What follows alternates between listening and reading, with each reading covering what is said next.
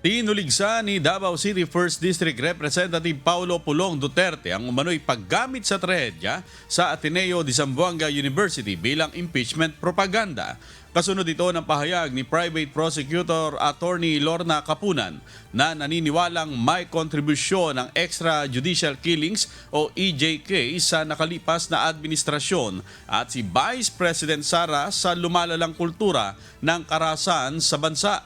Ginawa ng abogado ang pahayag ng tanungin sa pinakahuling insidente ng karahasan sa paaralan.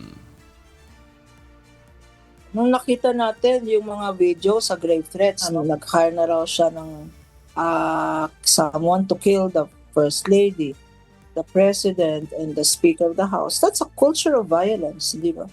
Yung kultura ng tatay niya, yung mga extrajudicial killings, kung kaya yung tatay niya ay nasa Hague, no? Dahil sa extrajudicial killings niya, na human rights violation naman yan. Na it's a crime against humanity.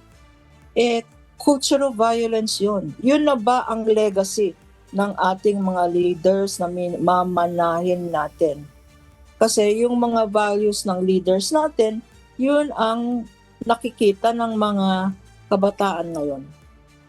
Pahayag ni Representative Duterte, huwag gamitin ang malagim na trahedya para ipilit na isingit ang luma at gasgas na anti-Duterte narrative.